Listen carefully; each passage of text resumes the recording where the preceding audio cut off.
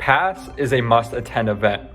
The people you meet and the knowledge you gain from these conferences is invaluable. I was introduced to PASS Summit through a SQL Saturday meet where I learned a good amount of information. And to continue to succeed in my role today and where I want to head to in my career, attending this conference is all about the people. And a conference of this sort allows you to mix and mingle with people from different companies, different industries, which range from a 2-person LLC to a 5,000 plus person corporation. If you are a manager or working to become a manager, then this conference is important for you to have a foundation working knowledge of the limitations and the potential capabilities of different data analytic tools, SQL, data architecture, and how corporations are continuing to evolve. My name is Jad Elahmad, and as a security and infrastructure analyst for a global supply chain logistics company, some of the topics I'll be going over in my session will be SQL syntax errors, testing and debugging, query shortcuts that can significantly improve your efficiency when working with SQL Server Management Studio,